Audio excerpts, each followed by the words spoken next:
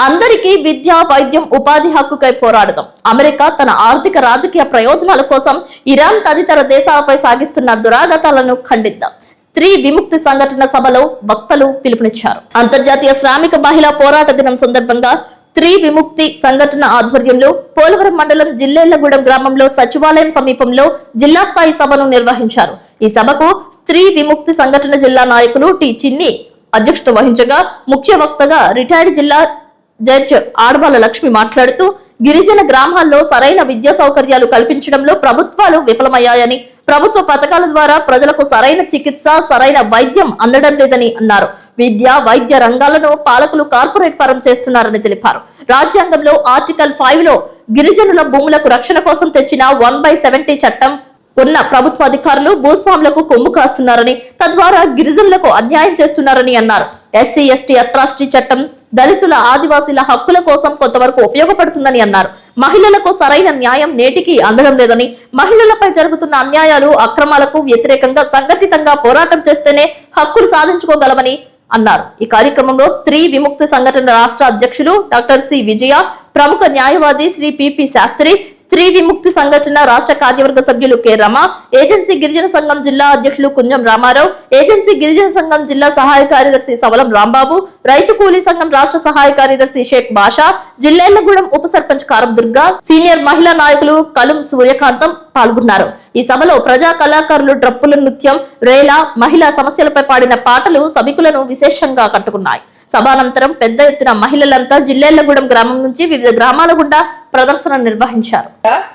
షరతులు, ముందస్తు షరతులు ఇవన్నీ కూడా మహిళలందరికీ విద్య ఉండాలి, మహిళలందరికీ వైద్యం సక్రమంగా అందాలి, మహిళలందరూ ఉపాధి అవకాశాలు పొందాలి, వాళ్ళు చేసేటువంటి పనికి గౌరవప్రదమైనటువంటి వేతనం ఖచ్చితంగా ఉండేటట్లుగా వాళ్ళకు ఉపాధి ఉండాలి. ఈ రకమైనటువంటివన్నీ కూడా, ఈ మూడు కూడా ఈనాటికి స్వాతంత్రం వచ్చి ఇన్ని సంవత్సరాలైన తర్వాత కూడా సాధించుకోవలసినటువంటి విషయాలుగా మాత్రమే ఉన్నాయి. మరి ఎవరిదండి బాధ్యత ఇది? ప్రభుత్వాలకు కాదా?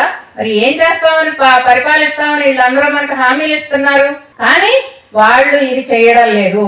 ఏం చేస్తున్నారు అనేది ఇప్పుడు మనం పరిశీలించాల్సిన అవసరం ఉంది. మనకి అనేక జిల్లాల్లో కానివ్వండి, పట్టణాల్లో కానివ్వండి, నగరాల్లో కానివ్వండి, గ్రామాల్లో కానివ్వండి, మనకి చాలా ప్రభుత్వ స్కూళ్ళు ఉన్నాయి. మనం ఏం అడుగుతున్నాం అంటే ఇంకా పెట్టండి ప్రభుత్వ స్కూళ్ళు, ఆ మారుమూల ప్రదేశాల్లో కూడా పెట్టండి, ఇట్లాంటి చోట్ల కూడా పెట్టండి. 5వ తరగతి వరకు మాత్రమే కాదు, 10వ తరగతి వరకు పెట్టండి. పెడితే కనీసం 10వ తరగతి వరకు అన్న పిల్లలు చదువుకోగలుగుతారు అనేటువంటిది మనం అడుగుతున్నాం. కానీ ఇప్పుడు ప్రభుత్వం ఏం చేస్తుంది?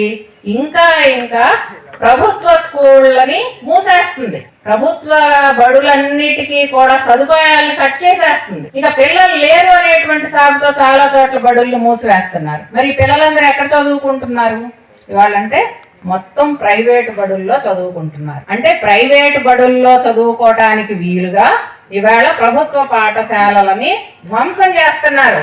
ఆ రకమైనటువంటి పద్ధతులు అవలంబిస్తూ మొత్తంగా పేద ప్రజానికాన్ని, ఆ ఊరు దాటి ఇంకొక చోటికి వెళ్ళలేనటువంటి వాళ్ళందరినీ కూడా ఇవాళ తీవ్రంగా మోసం చేస్తున్నారు, అన్యాయం చేస్తున్నారు, వాళ్ళకి చదువు నుంచి దూరం చేస్తున్నారు.